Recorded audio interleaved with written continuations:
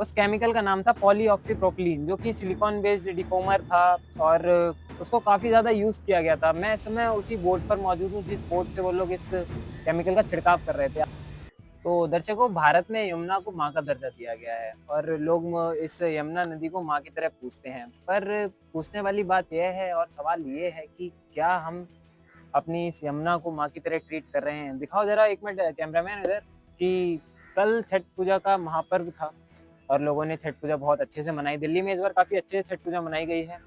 रेखा जी ने काफ़ी अच्छे इंतज़ाम किए थे और इसी के उपलक्ष्य में हम इस समय फिर से मौजूद हैं कालिंदी कुंज घाट पर, जहाँ आप लोगों ने हमारी पिछली वीडियो देखी थी। और दोस्तों, उस वीडियो में काफ़ी कमेंट आए थे कि वह कौन-सा केमिकल था। आप देख सकते हैं यहाँ पर ये जो सफ़ेद-सफ़ेद आपको दिख रहा है, मैं कैमरामैन से गुज़ारिश करूँगा कि पास में आकर दिखाएँ लोगों को ये क्या है। आप देख सकते हैं ये वही है पॉलीऑक्सीप्रोपिलीन डिफोमर, जिससे कि इस यमुना नदी में ये लोग स्प्रे कर रहे थे और एक टेम्परेरी समाधान है।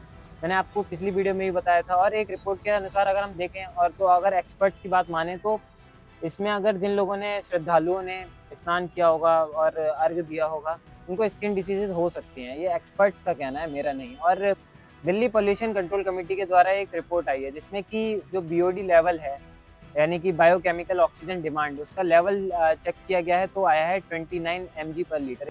इसका मतलब अगर हम देखें कि तो ये बहुत ज़्यादा पॉल्यूटेड, हाइली पॉल्यूटेड। एक रिपोर्ट में हम यह भी देखते हैं कि जो 1 से 2 एमजी पर लीटर जो है वह पीने का पानी होता है और अगर हम 6 से 7 देखें तो पॉल्यूटेड हो जाता है। तो इसका लेवल आप देख सकते हैं, रिपोर्ट के अनुसार देखा गया है 29 एमजी पर लीटर। इसका मतलब कि कितना ज़्यादा हानिकारक हो सकता है, यह सोचने की बात है। अब इसके बाद हम आते हैं सॉल्यूशन की तरफ कि सॉल्यूशन क्या हो सकता है।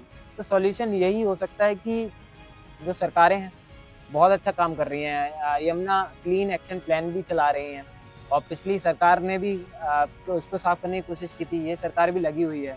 लोग कह रहे हैं कि 7 महीने ही हुए हैं, अभी और टाइम दीजिए। ठीक है, ले लीजिए आप टाइम, लेकिन इसका परमानेंट सॉल्यूशन निकालें तो ज़्यादा अच्छा रहेगा, क्योंकि ये छोटा है और टेम्परेरी समय के लिए बिल्कुल गलत है। और मैं एक बार फिर से कहूँगा, ये जो सिविक सेंस की बात हम लोग कल कर रहे थे, बहुत ज़्यादा ज़रूरी है। आप खुद सोचिए, इन जो पन्नियाँ हैं, इन सबको साफ करने की ज़रूरत है, लोगों को अपने साथ ले जाने की ज़रूरत थी। तो और मैं आपको बता देना चाहता हूँ कि दिल्ली में जो वाटर सप्लाई होता है, वह 70% इसी यमुना नदी से होता है। तो हम सबको यह भी सोचने वाली बात है कि हमको इस यमुना को साफ रखना होगा। हम सबकी कलेक्टिवली ज़िम्मेदारी है कि यमुना जी को हम साफ रखें, इसमें गंदगी ना फैलाएँ और जितने भी केमिकल आ रहे हैं, इंडस्ट्रीज़ से आ रहे हैं, वहाँ का जो वेस्ट है बहुत सारा और जो लोगों द्वारा वेस्ट है, वह सीधे इसी यमुना नदी में आता है। तो लोगों से मैं उम्मीद करता हूँ कि वह अपनी यमुना नदी, जो कि हम माँ की तरह पूजते हैं, उसको साफ रखने की कोशिश करेंगे।